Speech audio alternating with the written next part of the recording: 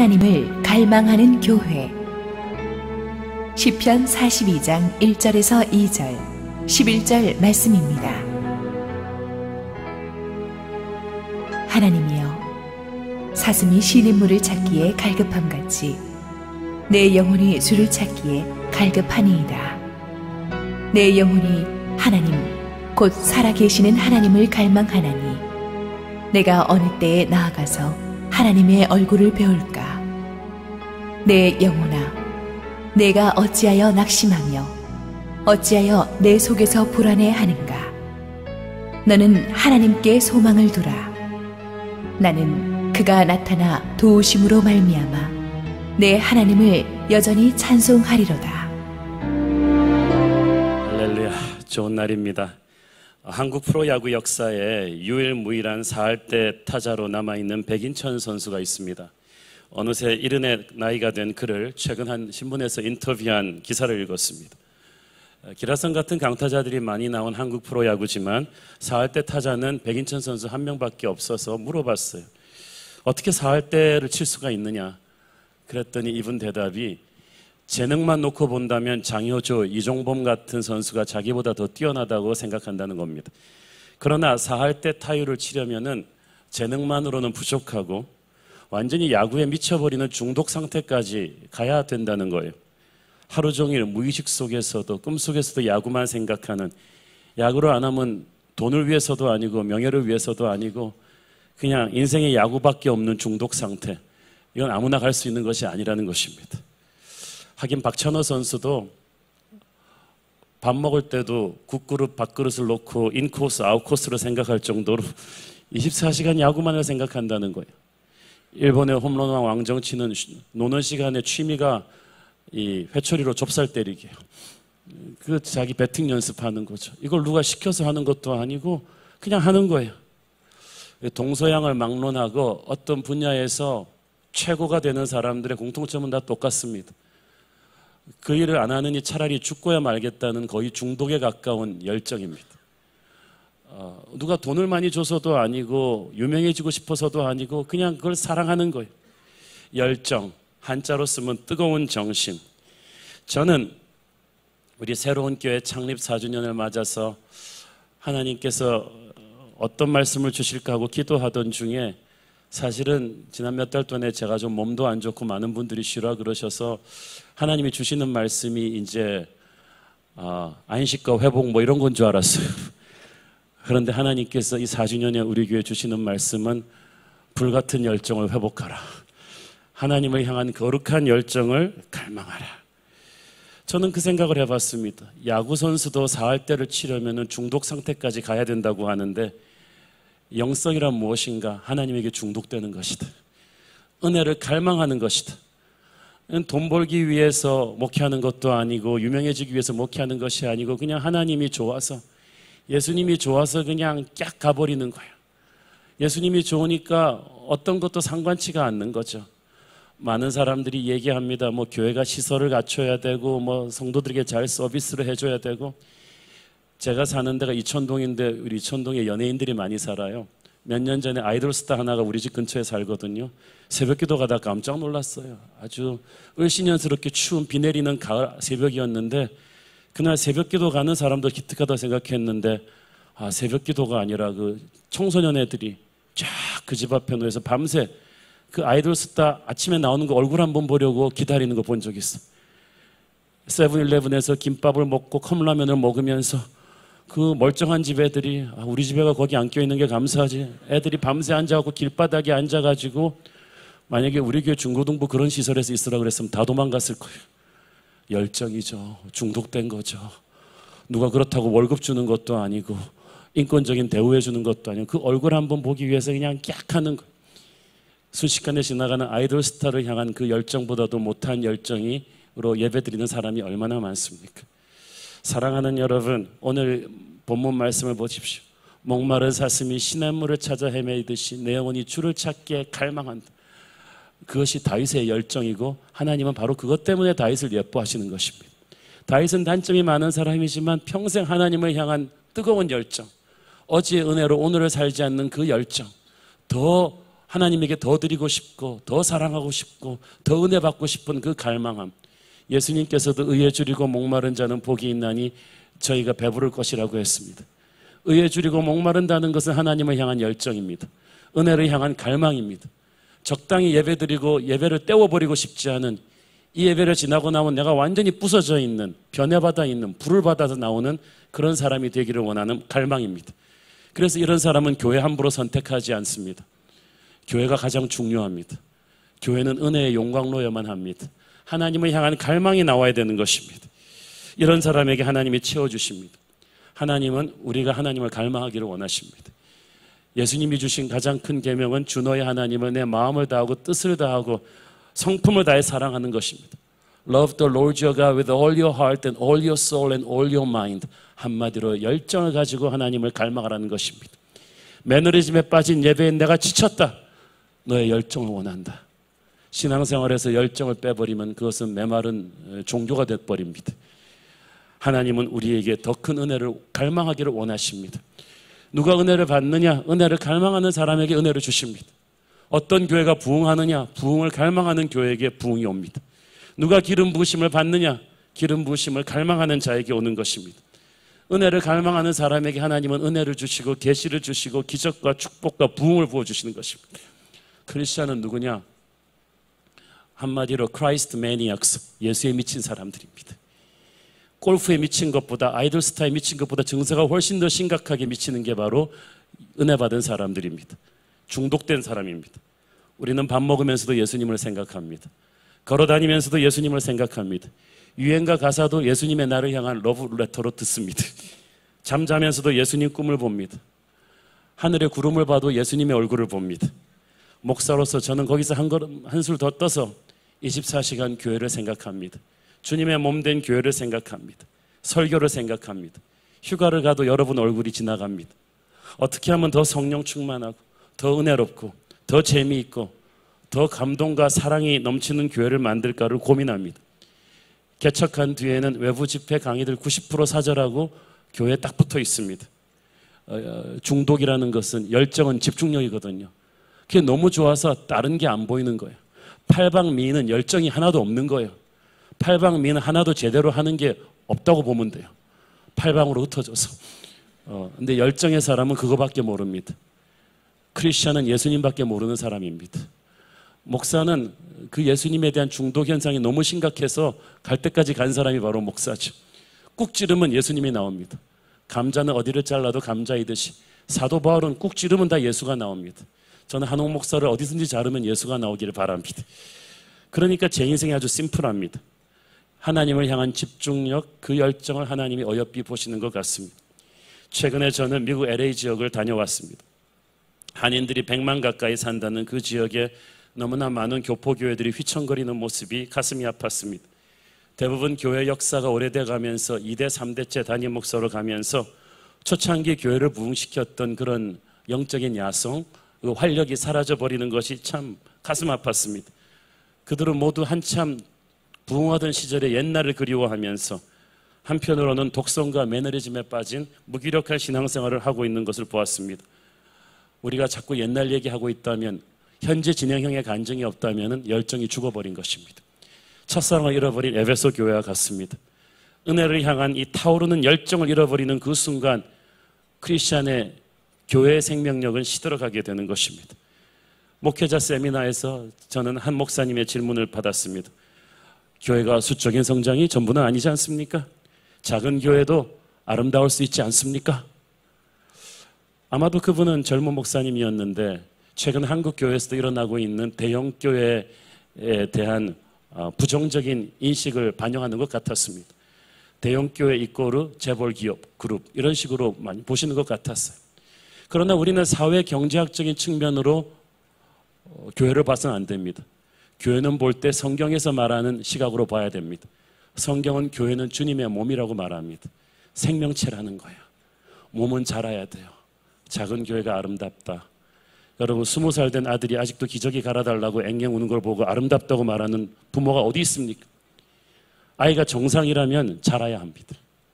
우리가 성장주의라서가 아니라 애가 건강하면 자라게 되어 있습니다. 교회는 주님의 몸입니다. 주님의 몸된 교회가 영적으로 건강하다면 그 교회는 성장하지 않는 게 이상할 것입니다. 작은 교회가 아름답다고요? 아름답죠. 그렇지만 반드시 또 그렇지는 않죠. 큰 교회에서는 묻혀버릴 수 있는 문제가 작은 교회에서는 더 심각하게 갈라지기도 하고, 많이 모여도 가족 같은 분위기의 큰 교회가 있는가 하면 작게 모이는데도 사납게 갈라지는 작은 교회가 있습니다. 지금 한국의 교회가 5만 6천 개 정도 있는데 1000명이 넘어가는 교회는 한 560개 정도고 100명 미만의 교회가 거의 80%입니다. 한국 교회 반이 미자립 교회입니다. 많은 교회들이 고군분투하고 있습니다. 그러나 그 교회 모든 목사님들에게 마이크를 대고 물어보면 성장하고 싶어 하십니다. 물론 수적인 성장이 전부는 아닙니다. 단 10명이 모이는 교회라도 성도 한 사람 한 사람이 복음을 제대로 듣고 말씀대로 삶이 변하는 것이 중요합니다. 그러나 그렇게 되면 반드시 수적인 성장도 따라온다고 저는 믿습니다. 중국이나 북한의 지하교회처럼 이슬람권 교회처럼 탄압을 피해야 되기 때문에 어쩔 수 없이 몇 명의 소그룹으로 모여야 되는 교회들을 제외하고는 이 땅의 교회들은 모두 질적인 은혜를 체험하고 나면 자연스럽게 수적으로도 성장하게 돼 있습니다. 음식 맛있는 식당에 손님 안 끓는 거 보셨습니까? 그리고 하나님한테 숫자가 중요하지 않다고 말하지 마십시오. 그 비성경적입니다. 구약성경 민수기는 하나님의 백성 숫자를 센다는 뜻입니다. 아브라함에게 하나님께서는 축복의 증표로 너의 자손이 바닷가의 모래처럼 많게 할 거라고 했습니다. 계시록에도 보면 흰옷을 입은 수많은 백성들이 몰려온다고 했습니다. 하나님께서는 이방인과 유대인의 구원받는 자들의 숫자를 채우기를 원하십니다. 성경 곳곳에 믿음의 백성들은 성장하고 늘어나기를 원한다고 하나님께서 말씀하시는데 숫자도 중요하죠. 물론 우리가 여기다 무리수를 두면 안 됩니다. 사실 숫자만으로 교회를 평가한다면 순복음 교회에다 비교하면 우리 다 작은 교회죠. 수적인 성장을 위해서 몇몇 교회들이 총동원 전도주의를 너무 강압하거나 물품 공세를 편다거나 멀리까지 버스를 보내서 사람들을 끌어오거나 하는 것은 상당히 문제가 있다고 생각합니다. 그러나 교회가 영적으로 실력을 갖추게 되면 저는 질적인 성장이 자연스럽게 따라와야 한다고 믿습니다. 살아있는 말씀이 선포되고 성령의 불이 예배 가운데 임하며 그로 인해 변한 성도들의 간증이 소그룹마다 나누어지는, 그래서 매주일 교회에 나오면 흥분과 기쁨과 감격이 있는 교회, 예배 시간에 늦을까 봐 그냥 달려오는 교회, 그런 사도행전적인 교회를 우리는 열망해야 합니다. 그런 사도행전적인 교회에서는 전도를 강조하지 않아도 은혜 받은 사람들이 나가서 주위 사람들을 초대해 옵니다. 은혜는 전염성이 있기 때문입니다. 선한 소문이 사방으로 퍼져나오고 있습니다. 몸이 건강하면 그렇게 성장하는 건 당연한 것입니다. 목회자로서 성도로서 여러분은 평생 한번 그런 사도행전적인 부흥의 교회에 몸담고 싶은 거룩한 열망이 있어야 됩니다. 교회는 아무데나 나가면 되지 그렇게 말하지 마세요. 교회야말로 여러분 자녀의 배우자 선택하는 것보다, 학교 선택하는 것보다 더 정성 들여서 기도하며 선택해야 됩니다. 평생 한번 예수 믿는데 은혜를 받지 않고는 미쳐버릴 것 같다는 그런 거룩한 열망이 저와 여러분에게 있어야 되는 것입니다. 영적인 리더십은 바로 그 거룩한 열망에 뚜껑을 열어주는 사람입니다. 불을 붙여주는 사람입니다. 그것이 목사, 장로, 코치, 팀장, 순장, 주일학교 교사가 할 일입니다. 영적인 리더십은 어떤 사람이냐? 디모데후서 1장 6절 시작. 그러므로 내가 나의 안수함으로 내 속에 있는 하나님의 은사를 다시 불릴 듯하게 하기 위하여 너로 생각하게 하노니. 디모데에게도 영적인 은사가 있었지만 바울이 안수함으로써 이것이 다시 불릴 듯 일어났다는 것입니다. 불릴 듯 안수한다는 말은 여기서 무슨 말입니까? 가르쳤다, 도전했다, 격려했다, 일으켜줬다는 뜻일 거예요. 멘토십을 줬다는 거죠. 그러니까 디모데가 나쁜 사람은 아니었는데 he was a good man, 괜찮은 사람이었는데 from good to great, 그 괜찮은 사람이 위대한 하나님의 일꾼으로 된 것은 영적인 리더십이 불을 붙였기 때문입니다. 저는 목회자로서 그것이 설교로서 목회로서 제가 할 일이라고 믿습니다. 변화는 하나님이 시키지만 그런 영적인 은혜의 분위기를 만드는 교회를 만드는 것입니다. 이 아이패드가 멀쩡하지만은 와이파이가 되는 공간에 들어가야 그 역량을 100% 발휘할 수가 있습니다. 은혜의 공간이란 그런 거라고 생각합니다. 멀쩡하던 아이패드도 와이파이가 안 되는 데서는 먹통이 돼요. 그 펑션에 반의 반도 발휘를 못합니다. 어떤 성도, 너무나 많은 성도들이 사장되어 있어요. 제대로 된 교회, 제대로 된 영적 리더십을 못 만나서. 그러나 똑같은 이 아이패드가 와이파이가 되는 공간에 들어가면 막 살아나듯이 똑같은 성도가 사도행전적인 교회 안에 들어오면 막 살아나기 시작해요. 예배 시간이 완전히 수면 시간으로 착각하던 분이 이제는 눈이 말똥말똥 뜨면서 설교를 듣기 시작하고, 예배 시간에 뻣뻣하시던 분이 손이 올라가고 눈물이 터지고 감격과 은혜가 살아나고, 주일 예배 끝나면 초나같이 집에 가기 바빴던 분이 이제 남아서 봉사하시고 섬기는, 그래서 신바람 나서 하나님의 일을 해도 피곤한 줄을 모르고 시간을 들이고 물질을 들여서 주님 일하는 것이 피곤한 줄을 모르는 그런 은사가 불릴 때 일어나게 하는 거. 왜? 그 안에 있는 열정을 살렸기 때문입니다. 저는 우리 새로운 교회가 그런 게 펄펄 살아나는 성도들로 가득 찬 교회라고 믿습니다. 그런 변화를 보는 것이 제 목회의 가장 큰 보람이었습니다. 이제 5살이 되는 우리 새로운 교회는 젊은 교회입니다. 진짜로 평균 연령이 젊어요. 우리 교인들 평균 연령이 30, 40대인데 그 중에서도 우리 주일학교가 400명, 청년들만 5, 600명이 됩니다. 그 3,000명 성도들 중에서 거의 1,000명이 차세대죠. 근데 중요한 것은 우리가 육체적으로만 아니라 영적으로 젊은 교회가 되는 것입니다. 나이가 젊어도 애어른 같은 사람이 있어요. 열정이 사라진 사람이 그래요. 영적으로 젊은 교회란 하나님을 향한 거룩한 목마름이 계속 불같이 살아나는 그런 교회입니다. 하나님의 은혜로 우리는 짧은 시간 동안 많은 부흥을 경험했습니다. 이제 재정, 행정, 조직 모든 프로그램이 안정권에 들어섰습니다. 얼핏 보면 우리는 이제 탄탄대로에 들어선 것 같아요. 그러나 이제부터가 위기입니다. 이제부터 이 페달질을 멈추면 자전거가 쓰러져요. 담임 목사인 저부터 앞장서서 스스로를 채찍질하며 하나님을 향한 열정을 회복하고자 합니다. 그냥 교회를 열심히 하려고 하지 마시고 하나님을 향한 열정을 회복하기를 바랍니다. 우리는 일이 힘들어서 피곤한 게 아니고 열정이 사라져서 피곤한 거예요. 새로운 강사님이 오실 때마다, 은혜 자리가 있을 때마다 영적인 리더는 제일 앞에 가서 앉아있는 사람이라고 믿습니다. 담임 목사인 제가, 장로님들이, 교역자들이, 순장들이 새벽기도의 자리, 은혜의 자리에 제일 앞자리를 지켜주기를 바랍니다. 우리는 말로 사람들을 이끄는 지도자가 아니라 삶으로서 보여주는 지도자입니다.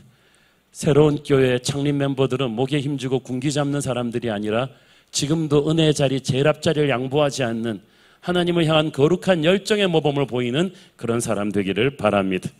지금까지 주신 은혜도 크지만 앞으로 주실 은혜에 불과하면 이건 서곡에 불과하거든요. 애퍼타이저만 먹고 메인 디쉬가 나오는데 그냥 집에 가서는 안 되겠습니다. 저는 여러분이 새로운 주님을 향한 열정을 회복하기를 바랍니다. 열정의 시작은 가난한 마음이에요. 겸손한 마음이에요.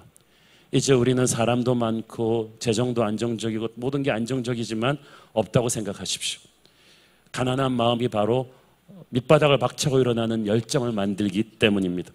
저는 예수님께서 12제자에게 재산을 안 남기신 게 얼마나 감사한지, 큰 부동산이라도 남겨놓고 너희들이 나눠 써라 그리고 갔다면 아마 12제자는 재산 싸움 하느라고 아무것도 못했을 거예요. 아무것도 안 남겼기 때문에 그들은 하늘을 갈망할 수밖에 없었고, 금과 은은 나 없어도 예수님만을 갈망했던 초대교회에 기적같은 부흥이 일어났던 것입니다. 돈이 있고 건물이 있는 한국교회가 지금 위기에 와 있습니다. 우리는 초창기의 그 헝그리 정신을 다시 회복해야만 합니다. 해방 이후에 남한의 상권을 이북 출신들이 다 장악했다는 농담이 있습니다. 거의 사실인 농담입니다. 북한에서 집과 재산을 다 공산당에게 빼앗기고 내려온 이북 출신 분들은 갈 데가 없기 때문에, 남한에서 살아남지 못하면 빠져 죽어야 되기 때문에 바닷물에 목숨 걸고 살 길을 찾았더니 돈 벌 구석이 다 보이더라는 거예요. 그래서 정주영 회장 같은 수많은 한국의 경제 성장을 이룬 신화적인 주역들이 이북 출신들에서 나왔습니다. 또 누가 말합니다. 서울을 주름 잡고 있는 사람은 서울 사람이 아니다. 그것도 사실입니다. 서울대 최고 경영자 과정에 등록되어 있는 우리나라 정재계 문화계 리더들의 거의 70, 80%는 지방 사투리 쓰는 사람들입니다. 저를 비롯해서 왜 우리 촌 사람들이 서울을 주름 잡을까요? 우리는 돌아갈 곳이 없었거든요. 서울에서 살아남든지 아니면 죽든지, 실패해도 갈 곳이 있는 서울 사람들과는 달랐어요. 무엇이 미국을 저렇게 강하게 만들었습니까? 400년 동안 전 세계에서 자기 나라에서 살 수가 없어서 빈털터리로 이민 온 전 세계 이민자들의 헝그리 정신, 그 열정이 미국을 개척한 거예요. 아무리 힘들어도 그들은 불평하지 않았어요. 돌아갈 땅이 없으니까. 그래서 동부로 서부로 나가는 개척자들이 되었어요. 그러나 그 이민자들도 2세대, 3세대로 가서 등 따스고 배부르게 되면 그 헝그리 정신, 그 열정이 사그라져 버린대. 사랑하는 여러분, 그래서 우리도 이제 다시 아무것도 없는 무의 마음으로 시작하는 겸손이 필요합니다. 우리가 수적으로는 빨리 성장했지만 영성의 깊이라든가 섬김의 깊이나 신앙적인 인격의 성숙도, 팀워크를 만드는 것, 이런 것들이 다 아직도 너무나 부족한 게 많습니다. 우리가 이 부족함을 인정하고 하나님 앞에서 엎드려야 됩니다. 한옥 목사가 새벽기도 강단에서 엎드려서 하는 기도의 18번 대사는 아무것도 없던 초창기 개척 시절과 똑같습니다. 주님, 나를 불쌍히 여겨 주십시오. 내게는 아무것도 없습니다. 주님이 도와주시지 않으면 나는 죽습니다. 그랬더니 주님이 아이디어도 주시고 돈도 주시고 사람도 붙여주신 거예요. 저와 여러분은 그 초심으로 돌아가서 그 헝그리 정신으로 하나님을 향한 강렬한 열망을 가지십시오. 내가 하나님 외에 가진 것이 많으면 이런 열망이 나오지를 않습니다. 영적인 열망을 회복하겠다는 것은 영적인 실력을 갖추라는 말과 일맥상통합니다. 오늘날 한국교회는 직분과 영적인 실력을 착각하고 있습니다. 신학교를 나와서 안수받고 목사가 되면 A급 영성을 가졌다고 우리는 착각합니다. 교회를 오래 다녀서 집사가 되고 장로가 되면 그 직분을 보고 저 사람은 신앙이 좋다고 착각을 합니다. 그런데 그렇지 않습니다. 그건 마치 서울대 경영학과를 나오면 사업이 성공하겠다고 생각하는 것과 똑같습니다. 도움은 되겠지만 필수 조건은 아닙니다. 어떤 직분자인가, 어떤 신학교를 나오는가가 중요한 것이 아니라 문제는 실력입니다. 미국 오래 살았다고 다 영어 잘하는 게 아니듯이 교회 오래 다녔다고 다 영성 뛰어난 거 아닙니다. 명문대 나왔다고 다 인생 성공하는 게 아닙니다. 우리는 진검승부로 말할 뿐입니다. 실력으로 말할 뿐입니다. 파바로티가 한참 전성기 때는 딱 10분만 노래하면 사람들이 아무 소리도 못했습니다. 그 노래 듣고 어느 학교 출신이냐, 어느 지방 출신이냐 묻는 사람 아무도 없었어요. 지방 학벌 중요하지 않아요. 그냥 그 소리 자체가 천상의 소리인 거예요. 우리도 하나님의 교회에서 목사, 장로, 박사, 집사 이 직분 얘기 자꾸 하는 건 그거밖에는 내놓을 게 없는 거예요. 제가 삼성그룹 인력개발원에서 인사 담당자 말, 그런 말 들었습니다. 목사님, 부장 같은 대리가 있고요, 대리 같은 부장이 있어요. 무슨 말입니까? 계급은 대리밖에 안 달았지만 10년, 20년 선배인 부장보다 더 뛰어난 실력을 갖춘 사람이 있는가 하면 연수는 채워서 부장은 되었지만 대리보다 실력이 안 된 사람이 있다는 거죠. 그런 미래가 뻔한 거예요. 하나님 앞에서 그렇습니다. 새로운 교회에서는 직분과 영적인 실력이 저는 같이 가기를 바랍니다. 영적인 실력과 거기서 오는 권위가 있어야 비로소 우리는 영적인 어른이 되는 것입니다. 영적인 실력은 금방 도태돼요. 날마다 주님 앞에 무릎 꿇고 거룩한 열망으로 가다듬지 않으면 도태되는 거죠. 영적인 실력을 갖추기 위해서는 끊임없는 땀과 정성을 쏟아부어야 합니다. 저희 교회에서는 어떤 백그라운드를 가지셨건 오면은 새가족 가정부터 새로 다시 시작하셔야 됩니다. 다른 교회에서 안수집사 장로님이셨다고 해도 우리 교회에서는 임직자가 되려면 1년 LCS를 하셔야 됩니다. 그러면은 투덜투덜 하시는 분들이 많습니다. 왜냐하면 한 가닥 하시는 분들 많이 오셨거든요. 내가 아무개 교회 장로인데, 내가 내비게이터 출신인데, 내가 CCC 출신인데, 내가 UVF 출신인데, 나 안수집사 훈련 다 받았는데, 그런데도 하셔야 됩니다. 왜냐하면 두 가지 이유에서입니다. 첫째는 어제의 은혜로 오늘을 살 수는 없습니다. 여러분이 어떤 제자훈련 할아버지를 하셨건 어떤 선교단체 출신이건 과연 지금 현재 진행형으로 여러분의 영적인 실력은 어떤가? 그렇게 대단하시다면 지금 여러분이 기도하시면 귀신이 떠나고 아픈 자들의 병이 낫고 사람들의 가슴에 영적인 채증이 뚫리며 예수 안 믿던 사람이 예수 믿고 싶고 예수를 믿어도 적당히 믿던 사람이 불같은 첫사랑을 회복하게 되는 그런 영적인 능력이 지금 있으신가요? 그거 없으면 그냥 다시 훈련 받으세요. 우리의 경력이 중요한 게 아니라 지금 영적인 실력이 중요합니다. 둘째, 여러분이 이 교회에서 평생 같이 은혜롭게 늙어가는 한 식구가 되려면 영적 유전자를 공유하셔야 됩니다. 어떤 교회든지 같은 영적 유전자를 공유하지 않으면요, 아무리 인간적인 정이 쌓여도 롱런으로 같이 갈 수 없습니다. 그걸 영적 유전자를 공유하는 훈련받지 않고도 같이 갈 수 있다고 말하는 교회는 이상한 교회입니다. 이거는 타협이 없습니다. 그래서 여러분이 참으시고 훈련을 같이 받아주셔야 합니다. 처음 예수 믿던 그 마음으로 이 훈련을 하셔야 됩니다. 기본부터 탄탄하게 해야 합니다. 이번 11월부터는 저희 교회 안수 집사님들, 순장님들부터 시작해서 1대1로 12주 동안 기독교 베이직을 짚어나가는 양육훈련을 이제 시작할 것입니다. 기도, 말씀, 구원, 믿음 이런 거에 대한 크리스천이 반드시 알아야 할, 그러나 잘 모르고 있는 기독교 에센스를 우리가 전 안수집사 순장님들이 1대1로 양육하는 훈련을 하는 거예요. 이 기본기가 튼튼하지 않은 교회는 이단에게 뚫려요. 기본기가 튼튼하지 않은 교회의 열정은 감정적이라서 금방 식고 말아요. 저는 그래서 우리 새로운 교회 성도들이 다시 한번 첫사랑의 심정으로, 저는 교육자들부터 이걸 기본부터 다시 공부하려고 합니다. 한국 교회는 그동안 건물과 조직과 행정에 너무 신경을 쓰느라고 영적인 실력이 없이 직분만 받아놓은 임직자들을, 목회자들 비롯해서 너무 많이 만들었어요. 계급장만 달았지 실력은 없는 장교들이 너무나 많다는 거예요. 그래서 우리는 훈련받아야만 합니다. 지도자들부터 앞장서야 됩니다. 저는 우리 교회 부목사님들한테 LCS, SBS 꼭 들으라고 합니다.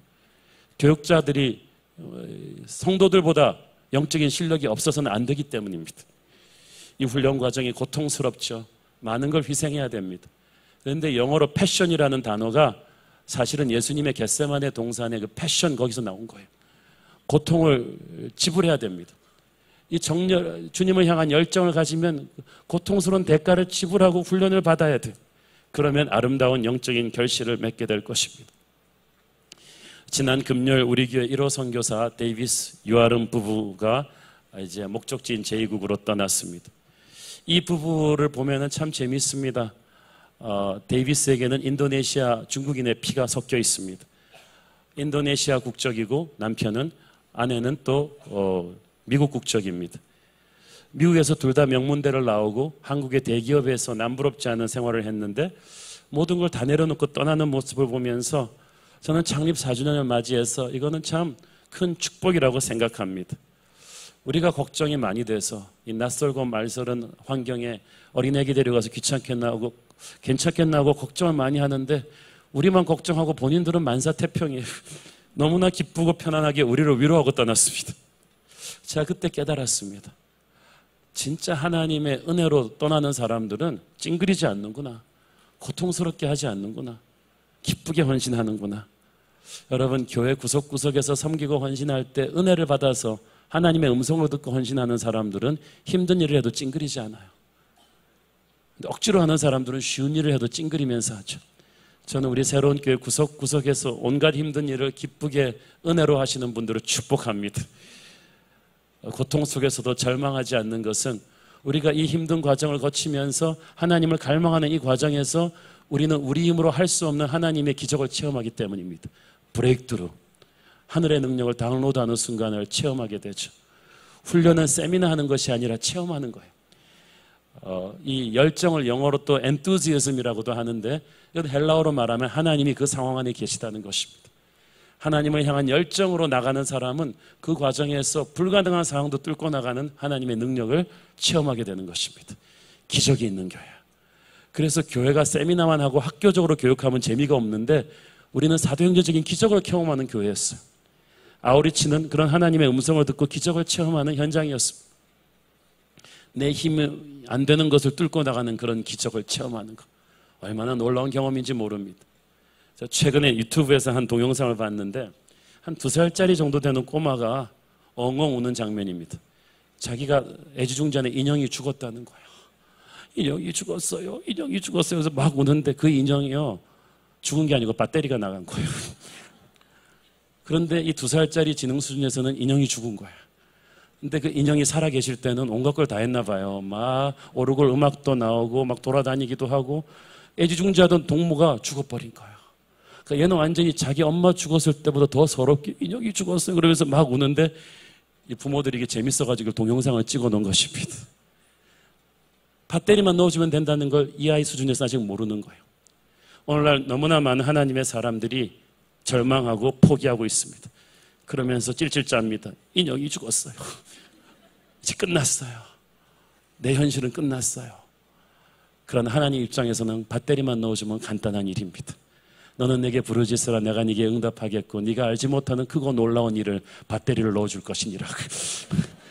사랑하는 여러분, 새로운 교회는 기적을 체험하는 교회입니다. 지식적으로 훈련하는 교회가 아니라 성령의 기적을 체험하는 교회입니다. 예배를 드리고 훈련을 받을 때 여러분의 삶에서 잃었던 자식이 돌아오고 육체의 병이 떠나고 영적인 병이 나아지면서 새로운 열정이 회복되는 그런 인형이 살아나는 역사를 여러분은 경험하게 될 거예요. 이런 기적을 우리는 교회 건축에서도 경험하게 될 거라고 믿습니다. 지난 4년 동안에 3번 우리가 장소를 옮기는 동안에 우리가 힘들어서 몸부림쳐서 받은 장소가 아니었어요. 그런데도 많은 분들이 또 걱정을 하십니다. 이제 우리가 11월부터 4부 예배 드리겠지만 1년만 지나면 이것도 좀 넘쳐날 텐데 어떡하냐. 강남 서초 땅값을 생각하니 슬슬 걱정들이 많이 되시나 봐요. 근데 저는 걱정을 안 합니다. 교회는 주님의 몸이고 성전은 몸이 입는 옷과 같은 거거든요. 몸이 크면 부모가 알아서 더 큰 옷을 입혀주시겠죠 뭐. 여러분은 저는 그래서 초자연적인 하나님의 기적을 경험하는 건축이 되리라고 믿습니다. 한국 교회에서 저는 너무나 무분별한 이 건축의 교인들을 탈진시키는 것을 많이 보았습니다. 물론 우리가 헌신하겠지만은 저는 무리한 건축을 밀어붙이지 않을 생각입니다. 한국 교회와 지역 사회의 모범이 되는 덕스러운 교회 건축을 인도하게 해달라고 주님께 기도하고 있습니다. 그리고 주님께서 좀 사인을 보내주고 계십니다. 저는 하나님의 초자연적인 능력을 이 건축을 통해서도 체험하기를 바랍니다. 마지막으로 저는 우리 차세대에 대한 부흥을 다시 한번 꿈꾸기를 원합니다.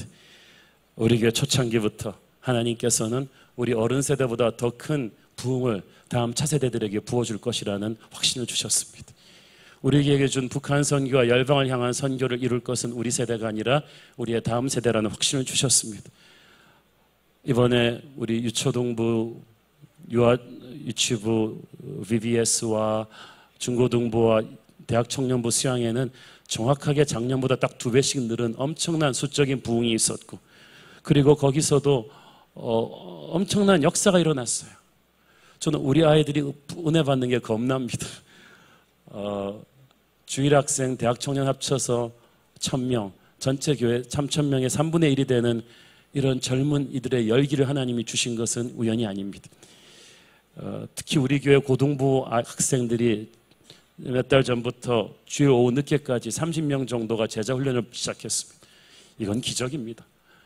다른 교회 고등부들 되면요, 주일날 과외 공부시키고 학원 공부시키느라고 예배도 잘 안 나오게 한다는데 이 아이들을 오후 늦게까지 남겨서 은혜를 받게 한다, 훈련을 시킨다.